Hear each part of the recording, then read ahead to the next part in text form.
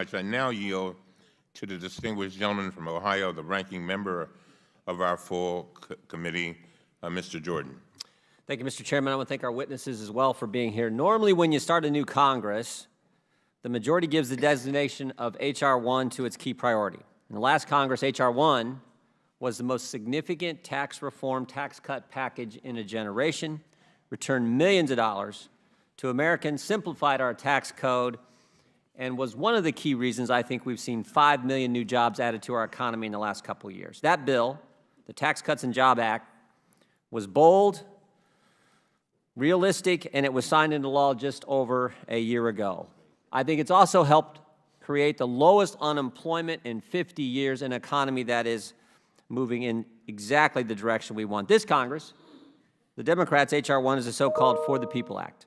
A more accurate title would be For the People Who Want Democrats to Win Elections from now on. The bill includes a laundry list of tired proposals designed to benefit the majority by tilting the playing field in their favor. It's not a stretch to label many of these proposals radical. You can laugh, but it's true.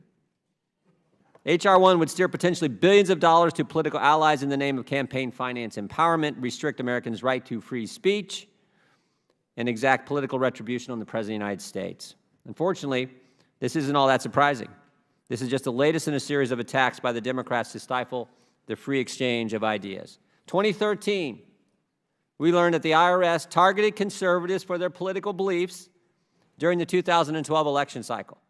Systematically, for a sustained period of time, they went after people for their conservative beliefs. Plan in place, targeted people, they did it. The gross abuse of power would have continued if not for the efforts of this committee. 2014, the Obama administration doubled down and attempted to use the IRS rulemaking process to gut the ability of social welfare organizations to participate in public debate. Congress has so far prevented this regulation from going into effect, but H.R. 1 would change that. Furthermore, this bill would roll back another critical victory for privacy and free speech secured just last summer. Following efforts by this committee and others, the IRS changed its policy as it relates to Schedule B information. Schedule B contains personal information like names, addresses, and the amounts donated to nonprofit entities. Even though this information is supposed to remain private, under current law, states and federal government have leaked these personal details in the past. In changing its policy, the IRS noted that there had been at least 14 breaches resulting in the unauthorized disclosure of Schedule B information just since 2010. The result was everyday Americans receiving death threats and mail containing white powder, all because someone disagreed with what they believe and who they gave their hard-earned money to. The reason that the protection of Schedule B information is important has nothing to do with the vast conspiracies on the right or the left, the so-called dark money issue. Rather, it dates back to the Supreme Court's 1958 decision, critical decision, the NAACP versus Alabama, which formally recognized the freedom of association and prevented the NAACP from being compelled to turn over information about its members. Look, I haven't even got to all the other problems with this bill. I mean, this bill, mandatory early vote, talk about violation of the 10th Amendment in our federal systems, mandatory early voting, mandatory voting by mail, felons can vote.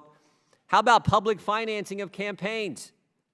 The taxpayers have to pay for the politicians' campaigns.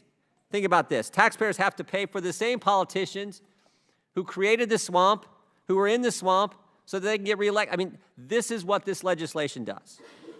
There's much that can be done to improve the functioning of transparency and effectiveness of the federal government. However, this 571-page bill reads more like a wish list for the Democratic Party than an honest attempt at reform.